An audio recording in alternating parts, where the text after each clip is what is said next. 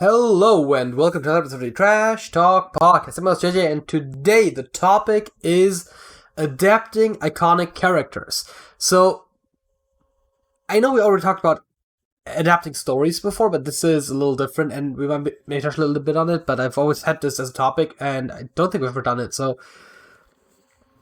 I'm talking about, obviously, superheroes. Fucking hell, there's a fly here. We're talking about superheroes. I think, in some ways, the best example of this, right? Your Supermans, Batman, Spider-Mans of the world.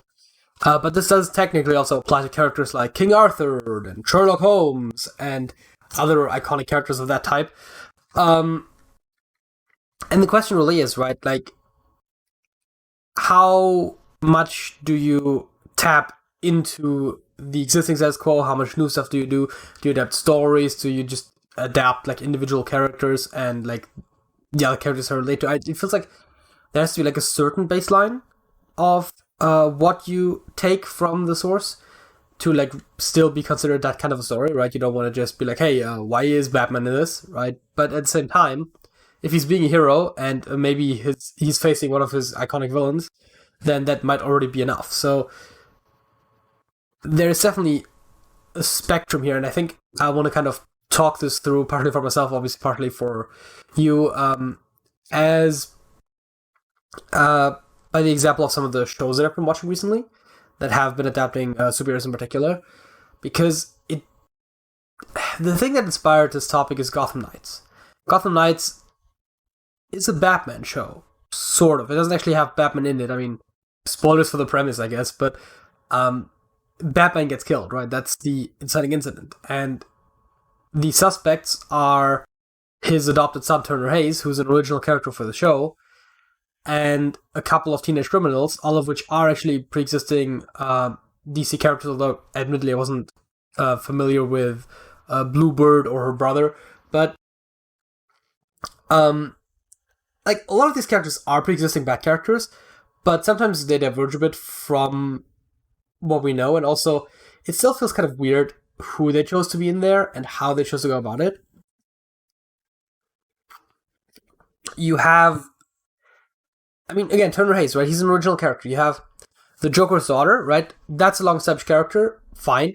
You have Bluebird or Harper Row, who I had never heard of, to be honest. Colin Rowe, her brother, who I think is even less well-known. And wait, wasn't there?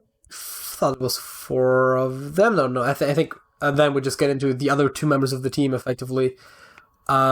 We get Stephanie Brown, who obviously was Robin, Batgirl, and Spoiler, and was none of the above in the show, although her father, being the host of a quiz show, is like an established trait. He was a supervillain in the comics. I think the quiz show thing was also in the comics. It definitely was also in the Batman TV show, so like this is an established thing about the character. So it does tap a little bit into her backstory, but it doesn't really, she's not really, again, right, any of her three superhero identities. You get Carrie Kelly as Robin from the Dark Knight Returns story, which she's not even from the main universe, right? Which is fine, right? Like, there's nothing inherently bad about it. I mean, the whole point of this topic, I guess, is to kind of get at how maybe there isn't really a main universe, and how, in some sense, the characters aren't really necessarily defined by one specific version. But it did seem a little strange, right? And then they have Harvey Dent, and it's like, okay, Harvey Dent is Two-Face, we know this, and he becomes Two-Face by the end of it, and there are Two-Face adjacent elements that he has before that. But it's really very loosely based on the Batman mythos, while at the same time sort of putting the Batman mythos at its core, right, with the murder of Batman, and they do encounter other characters, right, like Joe Chill becomes relevant, and obviously, you know, we all know that Batman's parents were killed by Joe Chill. That's one of those things where, like, he's introduced, and they're like, oh yeah, the guy who killed Bruce's parents is like, yeah, you know, it's not like everyone's going, wait, what? Bruce's parents were killed? It's like, yes, right, it's an integral part of this backstory, which is kind of, I guess what I'm getting at, where all you really need for a Batman story is for a guy for like a billionaire, well, maybe a millionaire, I don't know, but like a rich guy named Bruce Wayne. His parents get killed in an alley presumably by Joe Chill, and he decides to become a vigilante superhero. But he becomes a vigilante crime fighter known as Batman, or I guess in some cases the Batman, but I think they dropped the from a lot of superhero names very early on.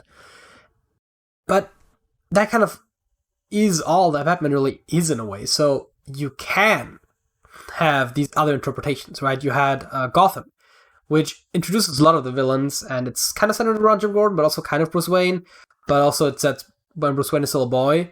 So it's a different take in a way because it's just set in a different time frame. And obviously some of the villains really come into the spotlight a lot earlier than they would have maybe in the comics.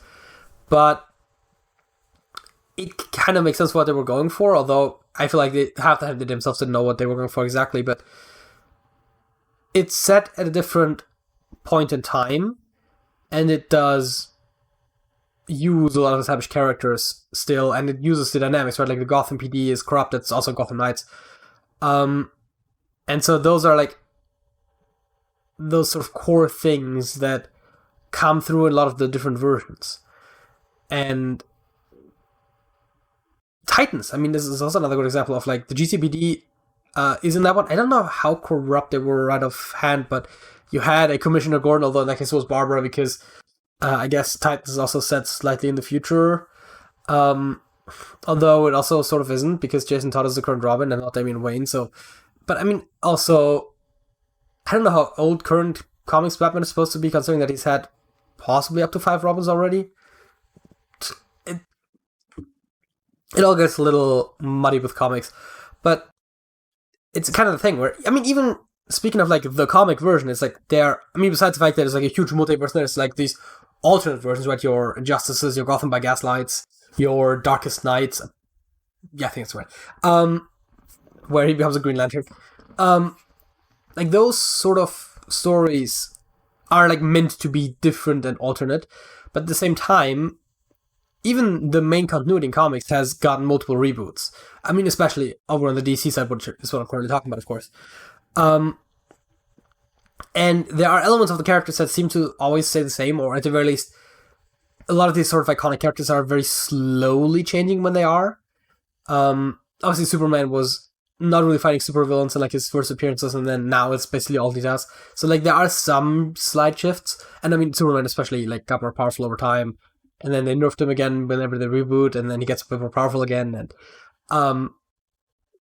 but these sort of ideas are kind of interesting to me, where, right, like the MCU version of Ms. Marvel is a mutant. It's like, that's a significant departure, but at the same time, her powers are also different. But at the same time, it does still, in some ways, feel like it's the same character, right? She has the same personality, she has a similar costume, and that's almost one of the bigger departures that the MCU has made, right? A lot of the characters, right, like Iron Man is just Iron Man. Captain America is Captain America, right? Like those don't really deviate too much. I mean, there's a mix of like the interpretation of like the Ultimate Universe versus 616, and that does all play into it. But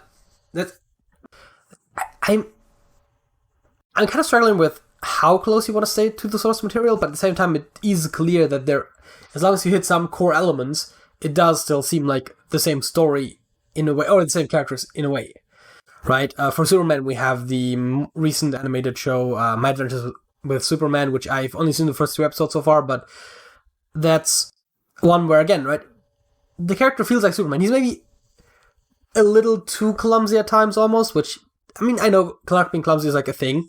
I personally prefer the Superman Lois interpretation of that specific trait, but in general, I do like the characterization of both shows quite a lot. And it does feel like they both, in some sort of sense, hit on like who Superman and Lois Lane are as people, despite the fact that the Lois Lane interpretations are very different from one another, between Superman and Lois and My Adventures with Superman, but also there's just a significant age difference, right? In Superman and Lois, they have teenage sons. Superman and Lois, that is. And in My Adventures with Superman, they are just starting at the Daily Planet. So is a very different phase of their life. And so the characterizations are slightly different because characters mature as well.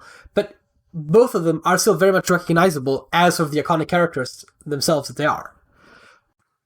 It's one of those things that I find very interesting. I mean, King Arthur, I mentioned earlier, right, is an interesting example because there isn't really one canon version, right? We could always, for the superheroes, look at like their original comic versions. In Marvel, of course, it's just 616, and in DC, it's pre-crisis, post-crisis, Flashpoint, whatever. But there's still like a couple of main iterations. And King Arthur, because of just how old he is and copyright wasn't a thing back then, and you kind of get various stories. I was trying to look up at one point who the original Knights of the Round Table were, and it's like it depends on who's telling the story. There are some that keep popping up, and there are others that are only in some tellings, because that's just how the story was different. Like, anytime someone wrote it, they added some local folk heroes to it, and they changed some things here and there, and there really isn't one definitive version, and yet we all kind of have a concept of who King Arthur is. I mean, people tend to think the Sword in the Stone is Excalibur, which isn't really how the original story goes, but at the same time, that's kind of almost a part of the character at this point, because that's just kind of how we see it. I mean, the sword, Excalibur is the sword that Lady of the Lake gives Arthur, and the Sword in the Stone is just a different sword. I think I have seen it called Caliburn, I think, at least in one time, but I think it's also like a new thing. But it's that thing where you have the sort of almost default setting or status quo for the characters that we kind of just expect. It's kind of funny how sometimes if you have out-of-continuity stories that are still sort of written with, not as like Elseworlds or what-ifs, but as actual, like just like, oh, here's the story I wanted to tell that doesn't necessarily have to fit into continuity, but I mean, what The Killing Joke was initially supposed to be, although it is now in continuity. And, you have... actually, I can't come up with a specific example right now, but I guess All-Star Superman, right? All-Star Batman and Robin, like those sort of stories.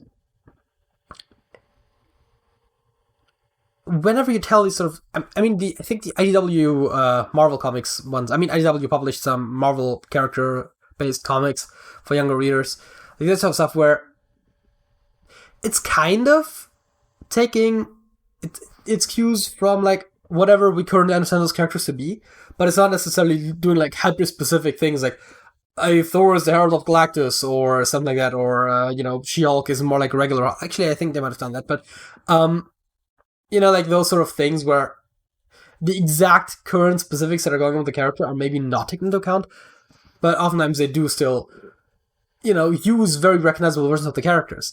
And oftentimes you get into that thing where it's like, well, this character has that costume and that character has that costume, and those never exist at the same time, and so it doesn't actually fit anywhere into continuity, even if you want to fit it in.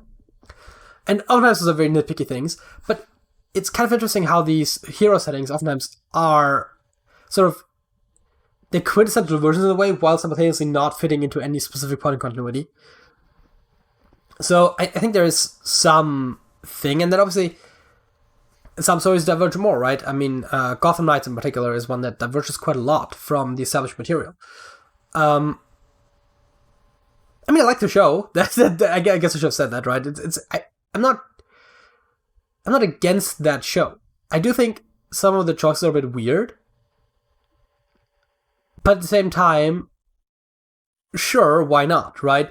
And so there's also another thing that I think is interesting to mention, where sometimes adaptations end up feeding back into the source material, and so having slightly different versions of the characters also enables you to then go and possibly modify the existing characters were like the best things, right? Like Harley Quinn was very popular when she first appeared in Batman the Animated Series, and now she's like one of the most well-known DC characters, despite the fact that she doesn't even originate in the comics, because an adaptation included her, and then she came back into continuity afterwards.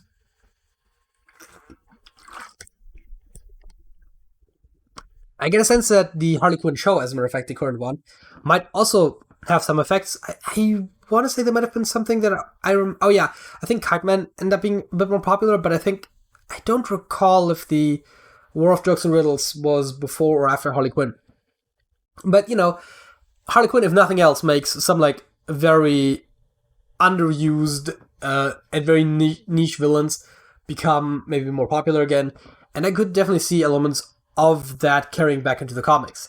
I mean, we already have, the very iconic version of Bane, which Bane talks like this, which is obviously kind of a joke that I think comes from the Dark Knight movies. But so you can kind of see how even the adaptations end up feeding into one another and feeding into source material, and it's kind of interesting that way. And then, of course, you have the thing where sometimes adaptations tell their own stories with the established characters, and sometimes they adapt existing stories. Origin stories are very commonly adapted, but even like the MCU has done, well, they've done a story called Civil War.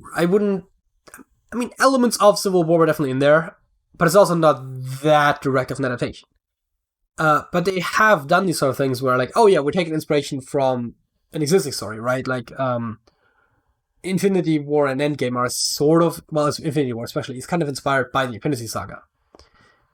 It's not the Infinity Saga by any stretch, but it does take some of its cues from there. And you get these stories, right? Secret Invasion, Armor Wars, which is still happening, I think, where they take a story and, they make changes because their verse is different, but they do use them, right? The Arrowverse, the Crisis on Infinite Earths, and Flashpoint. Not in that order. Despite the fact that, in the comics, Crisis was like the first big one, and then Flashpoint was, I think, the most recent. It's complicated. I guess Metal was, what, let's not get into that. But you have these things where, they did Flashpoint, and then at some point they did Crisis later on, and they did Blue Flash, and they did the Flash of Two Worlds, right? They didn't really do that story as much as they kind of, they did the concept, right, of two different Flashes meeting, and they even recreated the iconic cover, but there's things where they have their own stories. The Flash very much is a show that has a lot of its own stories, but at the same time does occasionally pull from the comics. I mentioned the Force War, right? Like is that what it's called? Where the various forces, right? The Still Force, the Speed Force, and the other two, the Sage Force and the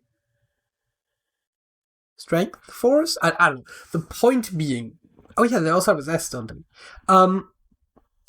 The point being that those shows do adapt stories while also telling their own stories, right? The MCU does the same thing. And sometimes you get something like Gotham Knights, which really only tells its own story. The Batman's backstory is implicitly in there, but it doesn't really tell. It does take a lot from the Court of Owls and their storyline, but I don't think I wouldn't call it using an established Court of Owls story, right? Like, they're using elements from the Court of Owls lore, which another interesting thing, because it feels like there have been a lot of adaptations, right? Like, Gotham had them, Gotham Knights had them, Harley Quinn had them, despite the fact that they're fairly new, right? So that's, I think, another case of, yes, originally in the comics in this case, but how even though Batman is like this iconic character that has existed for overnight, like almost 9 years now, I think? 30s, right? When did Batman first appear? Let me actually, dc.fandom.com. Batman. The other one. First appeared 1986. That's not, no. Earth 2, I guess, will be the first one. The Golden Age Batman. 1939, 27, that's correct. 1939, right? Like, Batman is over 80 years old, right? 84 years now? Like, that's a long ass time to exist. And the Court of Owls, you should have probably looked it up while I was at it. Let's go back to dc.fandom.com. And look up the Court of Owls. Court of Owls. That's... I guess it would be the current iteration, because the 2011, right? They've existed for 12 years, and they've been in various adaptations, right? And so you do add to the mythos, whether it is in the source material or in the adaptations, right? Like in the Harley Quinn case. I'm not going to look up what Betas was, but you get the idea. And so this is kind of an interesting subject to me. I don't think I have much more to say than what I've already said, but there really is that idea where the balance between using established things and also diverging from them. And I think that's good. I don't know what the perfect balance is. Sometimes I like a good, fairly faithful adaptation, right? Again, right, Superman and Lois and My Adventures with Superman seem very faithful to the very least characterizations. I guess that's also in some ways the most important thing to me. I mean, alternate characterizations can be interesting, but sometimes it feels like, all of the like dark and edgy Superman and like, Man of Steel, and it's like, no, that's just not who Superman is. Like, can we just not do that? So again, I guess that's my thoughts on that, which brings us to the facts of the week. My fact of the week is that Australia is the fastest drifting continent in the world, which also leads to a lot of issues with like mapping stuff, because their local maps and GPS maps obviously have to align, and if it drifts, depending on spots, like 6 to 7 centimeters a year, that's quite a lot. So they used to use a system called GD, something like that, 94, which was the Geocentric Australian Datum. So yeah, GAD, 94, and then they updated it to GAD 2020, which I think they actually did. And so the changes from the first to the second in the 26 years in between look a little something like this. Let me actually zoom that in a little more. There we go. And so you can see, right? I feel like the number that almost gets cited is the 1.8 meters, which, yes, but also some places shift as little as 1.5, because it's not just that it drifts straight, it also like slightly turns. Obviously, the term was always stated in how I signaled it, but yeah, Australia, fast drifting continent, and it does in fact also rotate a little bit, and you have to make sure that it all aligns with your GPS data, because otherwise, if your maps don't align with your GPS data, then it's going to tell you you're somewhere else than you actually are, which is bad. So yeah, that was very interesting. First of all, I feel like, I don't know about you, but I always knew that continents were drifting, or I've known for a long while. But it's always that kind of thing where it's like, oh yeah, like this is something that happens, and like if you look at a scale of like thousands of years, like you can actually see the continents move closer together and tear apart, and islands smashing into the continents and ripping off and whatnot. But like 2 meters in, well, I was gonna say in my lifetime. I'm 25 now. So that's like almost 2 meters in a little over my lifetime, time frame. So yeah, no, that's a lot. Like within my lifetime, the continent probably shifted about my height. That that's a funny thing to think about. It's like if you do a hyper jump and you place a towel under your head and then it's under your feet, and then you know exactly how far you jumped. No, that's just a random Hitchhiker's reference that didn't really add anything to the conversation. Halftime show, as I tend to do on these solo podcasts, is the Sunday crossword. We're bringing it back. And this is it. The theme is musical geography, and I did already do a little bit of a peek. They're asking for bands that have place names, I guess. I only looked at the Boston one, more than the feeling. I think it's Boston. First of all, Spanish article. Los and las. Las. Okay. Stare at. Look. It might not be intense enough, no. I gusto. What the feeling? Again, I think it was Boston. Let's do the down ones. Pop singer Lisa. Well, Lisa. Ooh. Blazing. A flame? No, it doesn't work. An O. Cut drastically. Slash. Lure. Sarah has an L. Gusto has an A. Sudden impulse I didn't even look at. Is no. That doesn't help. Did I already look at lure and cheerleader singer? Oh, I think I know the song they're talking about, but I don't know the artist. Rather fan. Read quickly. Skim. Oh wait, that's clearly an N, not an M. Scan. Luau staple. See eye to eye. Agree. Health resort spa. Come on, go on. Gear part is a cog. Breeze is air something? Sure. We'll figure the rest out later. Did I do these someone's already? Feline. Cat.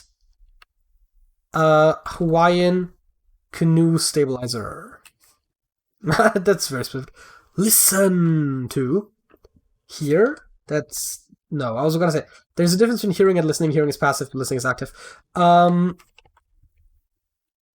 sometimes they do have these very loose equivocations. Body of work. Well, breeze. Air current. Dine, eat. What is this one? Pull out all the stops. Don't know right offhand. The Hawaiian canoe stabilizer. That woman is her. The final countdown is Europe. I guess we're gonna have Kansas as well later on. Europe. Nights before holidays are Eves. Bond villain. Not a big Bond fan. UFO occupants. ETs. That wasn't an E. Extraterrestrials. Listen to is here with an R. I was gonna say like heed, as in to obey. Body of work. I feel like I should know this now. Yeah, okay, I'm not gonna know Hawaiian canoe stabilizer. Bond villain. Nope. Spanish bears. Oh, is it Osos, Osus, Oses? Something like that, right? Oses, Osus, Osos, Osos. No hablo español. Well, Doctor No.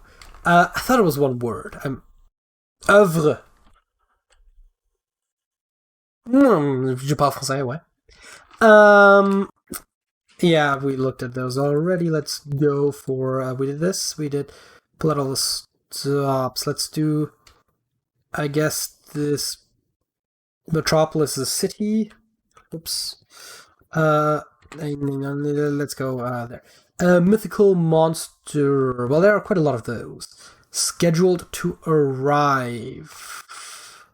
Before in poetry. Oh, fuck. Jewish Festival of Tabernacles. Poems of praise are odes. I feel like we've had this recently in another one. Expert. Smell bad, stink. That doesn't fit. Reek. That doesn't. Is it double E for reek? It is. I thought it was EA. Mythical monster with an O. Whoops. Scheduled to arrive. Nope. Jewish festival. No. Let's go to the center then. Causing feelings of embarrassment. Well, to embarrass, I suppose. You're the inspiration. You're the inspiration. Who sings that? Tertiary period epoch.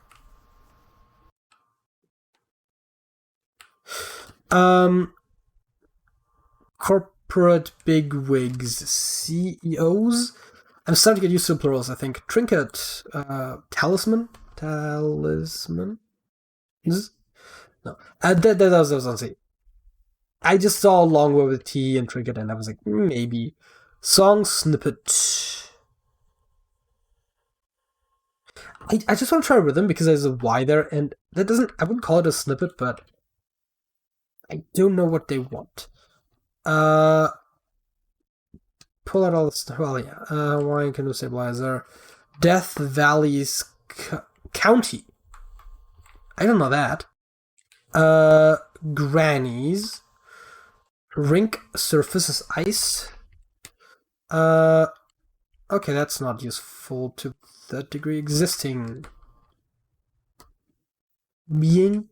Slangy body art tat. Hypotheticals. Hunted animal prey. Recipe direction. Is it stir? Is it just stir? Ump's call. Online craft stores Etsy. Let's do the. I don't know right now. Hypotheticals, ifs, which makes this. I don't know who Ump is. Alright.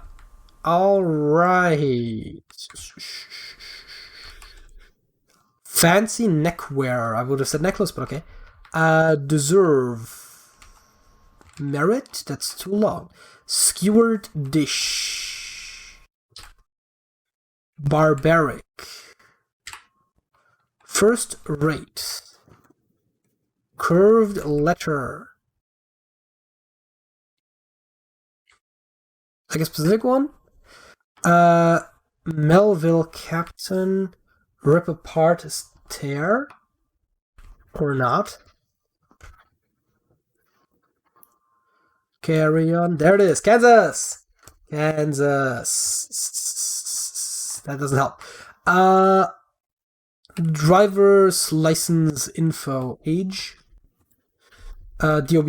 But they wouldn't put age, they would put DOB in there. What else is it? That does stand for license, doesn't it? What else would a driver's license tell you? Deserve ends with an N. Skewered dish is an S, and barbaric is an A. First rate has an S. Fancy necklace starts with ass. Charlemagne's domain abbreviated. He was a Frankish king, wasn't he?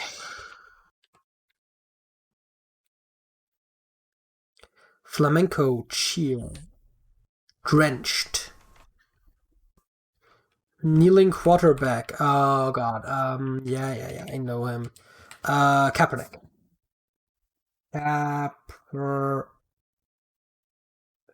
Do you want? I would say first name Colin. Doesn't both those seem too long, don't they?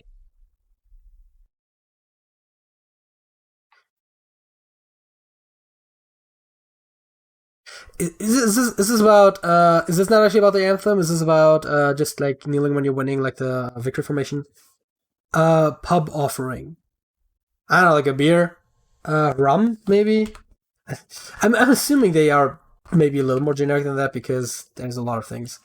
Maybe not with 3 letters, but lend a hand is help. Or not.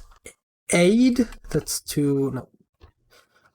I feel like I get a lot of actual ones that fit these days for like the Turtle Song Africa. I thought we were just gonna do bands, but okay, fair enough. Region, place, no, area. Okay, Mr. Potato Head piece. Potato. I don't know. Ear, nose. Arms, legs, but it doesn't say pieces. Beard. That's too long. School on the Thames. Take a chance. Try. But that doesn't work. Stitch. So.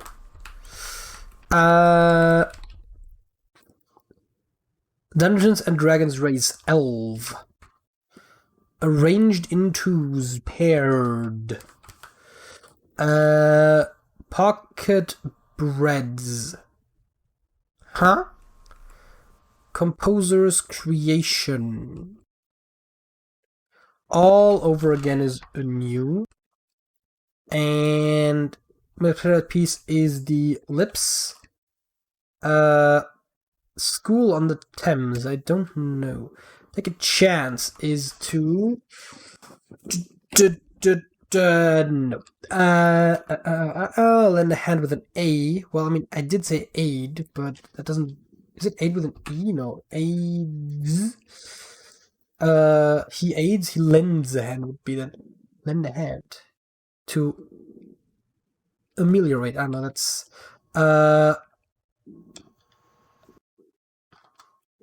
Wait, if he wins, then is he the victor? No, that doesn't actually.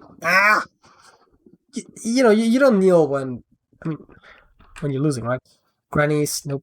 Wine canoe stabilizer out something or other Death Valley's county. How am I supposed to know? Pull out all the stops. I might be able to know that, but I might be able to know the existing one, causing feelings of embarrassment. I haven't actually tried the down ones. Wow. Song's a bit like a hymn is a song thing, but that doesn't make sense.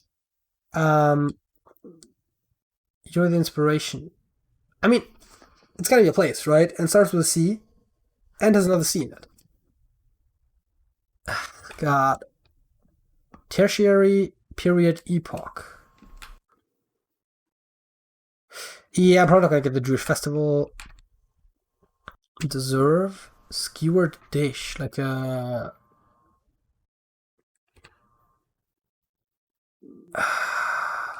shashlik? How do you spell that?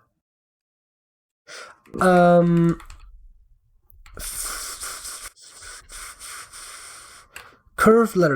Are they talking about like a letter of the alphabet, or like a letter you would send someone? Why would those be curved? How would those be? Like curved letters, right? You got B, C, D. Is it one? Is it just like C, like or something like that, like D? They spell out stupidly like that because. Deserve. Scheduled to arrive. Due. Haha. Mythological monster is an ogre. I forget that they're spelled like that sometimes. Ogre. Expert is a guru.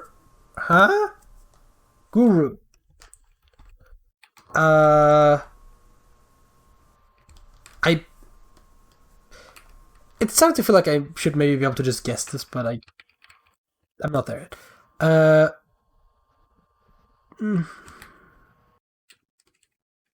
Entice, it's not a lure, it's to lure. Blazing. Stare at. Gusto. Sudden impulse. Well, we know what's gonna happen now. Let's go with W. ER, blah, blah, blah, blah, blah.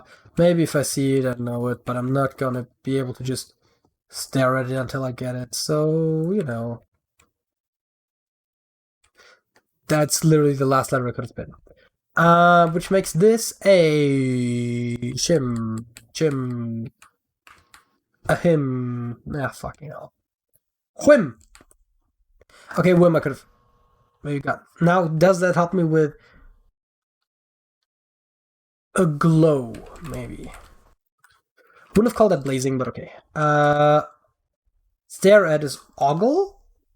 And gusto, nope. Lobe. How do you lobe is spelled with an E, isn't it? Elan. Oh yeah, I guess you could call it gusto, yeah. Anywhere else were we only missing? Yes, one letter. Could we not?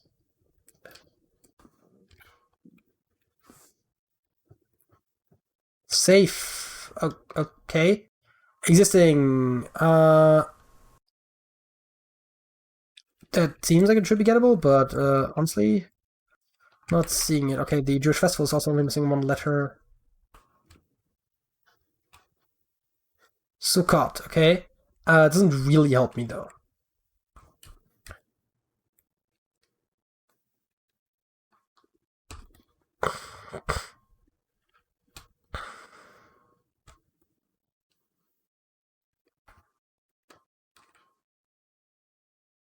Oh, Chicago! Th- There would have been better songs to pick for me to get this quickly, but I am familiar with Chicago. It doesn't really help me with the other questions. Uh,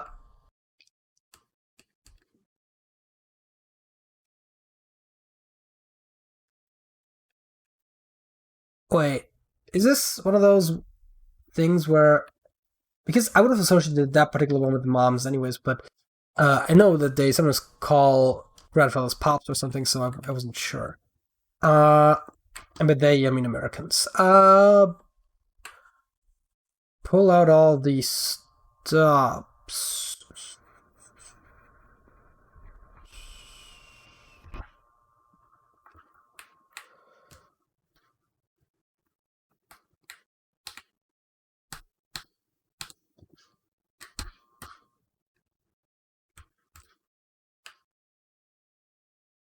Ascot.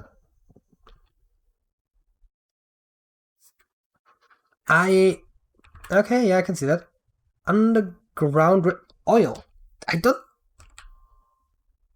or kneeling quarterback with a T.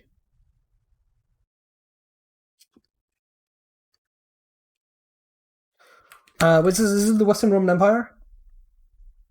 That would have been too optimistic.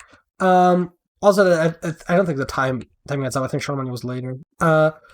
Deserve, Skirtish, Barbaric, First Rate, Drop Apart, Normal Captain, Curved Letter, Driver's Lessons Info, Trinket.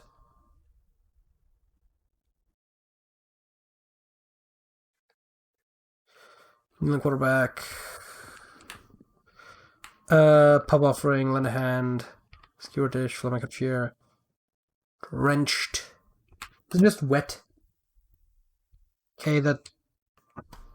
Sure. Pub Offering. Is it ale? Well, something specific. New quarterback. Still know that one.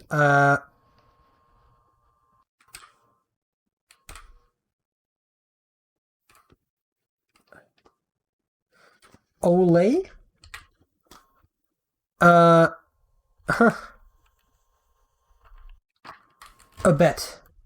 To aid and a bet.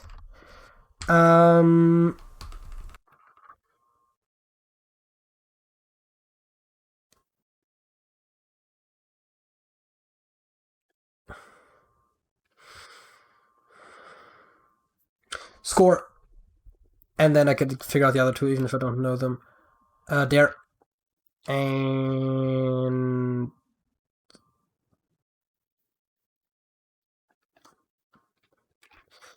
I do not know what the answer to this one is, but Eaton Pitas.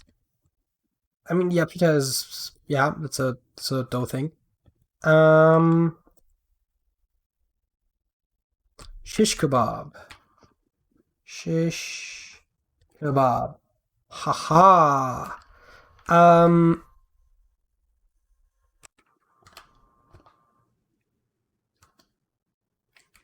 Deserve. Barbaric. Is it satanic? That doesn't work. Doesn't really. I mean, it's like primitive, right? Inhumane. Like I don't know. I give up. We don't need those last 8 seconds. Uh, Pull out all the stops. Let rip. Oh, sure. Existing. Ines. One can suppose as the outrigger. The full count is Inyo. Causing feelings. Okay, cringy. Fair enough. Uh, Eocene is the period. I think I've heard that before, but like, Trinket is what? Shot. Chotchke? Huh? Song snippet lyric. Okay, I guess. Yeah, sure. Nanas. I should be able to get that one. Deserves earn.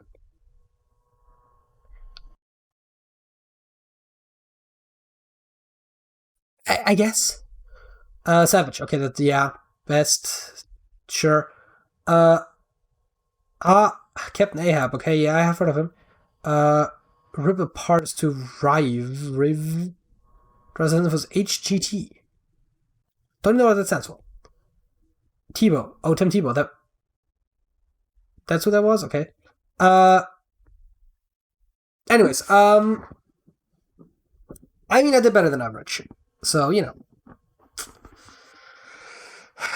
make of that what you will. Second topic, will you press the button? It gives you a good thing and it gives you a bad thing, and are you willing to accept them both together? You become the smartest man in the world, but you are confined to a wheelchair and have to type and talk in a robot voice forever. I wonder if that's referencing any real person that lived on this earth ever before. All jokes aside, Stephen Hawking, huh? No, I mean, I will not. I feel like I'm smart enough for my personal life. Yeah, Stephen Hawking pressed the button, great. It's a thing, right, where I think I'm smart enough for my needs. Like, I mean, also, how do you even define smartness in the first place? And obviously the downside is pretty big. You gain the ability to pull money out of your pockets whenever you want. I mean, I can already do that. I just have to put it in first. But you have to give up 3 of your limbs. No, I will not.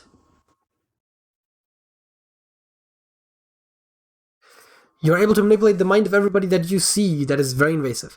But everybody that you look at appears naked. As people will say, I do not see the downside. I mean, I guess the downside is that you can't tell someone's actually wearing clothing or not, or what clothing they're wearing. It's not that much of a downside, is it? I think the downside is fairly minimal. Um, yeah, thank you. Um, no, it's even if there's a downside, it's fairly minimal. And while I do think that my manipulation is very invasive, I do think there are situations where that's still a very valid thing, right? Where it's like, self defense kind of dealio. Um, you can resell and buy used games on Steam, but no Steam sales ever again, not even daily deals.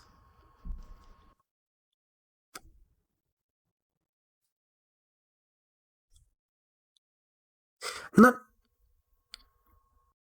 actually, yes, I will. Um, but I mean, obviously, from a business model standpoint, it doesn't make that much sense. But just from like a user standpoint, like I've gotten a lot of my games through Humble Bundle, right? It's like I have not even bought directly through Steam as much. I mean, obviously the deals still do factor into that somewhat, but you can have any female you want. I'm assuming an install wrote this, but you have a small dick. I will not. I will not get women that don't want me, right? Like that. That's no. That's just no. That's creepy. That's weird. That's bad. That's.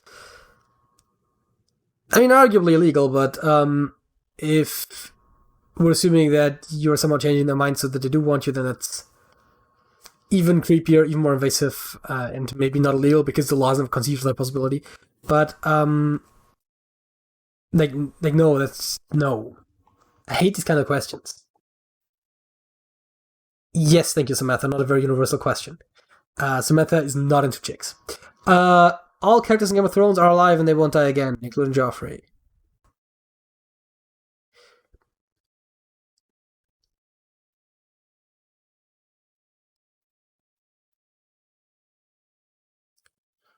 I'm assuming you mean alive within the show. That's kind of. But I have never seen it, but I'm assuming that the stakes would be very low if characters couldn't die. So no, that's just a stupid. What the fuck is a Game of Thrones? Okay, thank you. But no, it's like, who cares? Let's select, I don't know, 3 more or something. You can eat anything without gaining weight. That would be nice. But your body will jump to 230 pounds, and no amount of working out will lose you any weight. So I'm not gaining weight, but I'm also stuck at 230 pounds. Oh, she's just slightly over 100 kilos.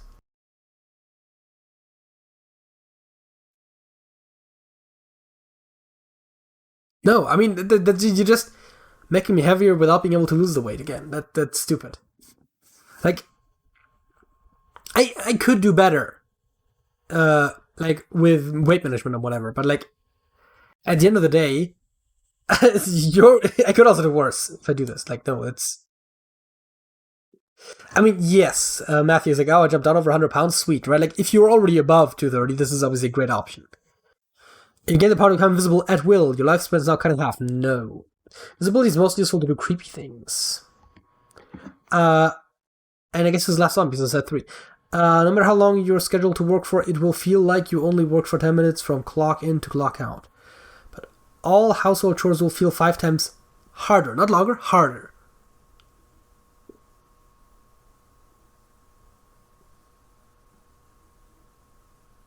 It's almost like Severance, right? Where you don't experience the time that you work. I mean, in this case, you do experience 10 minutes. I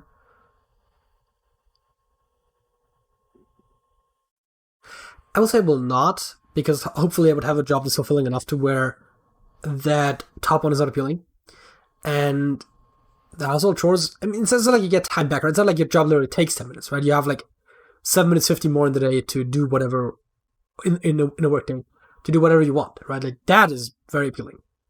But the time is still not productive for you personally. So I might as well experience it, right? Like there's no real strong downside to it. And then, I mean, they feel harder, they aren't harder, but like, I I will not. This was at the very least hire mate. Okay, that's yeah, if you can afford it. Um, but you know that's I think the this was an interesting questions. The slight majority of people did it. This does at least offer some thought provocation. Sometimes these questions are very straightforward. I guess there's only one thing left. Let's leave this podcast on a high note and a bad music pun. My song of the week is Tears in Heaven by Eric Clapton.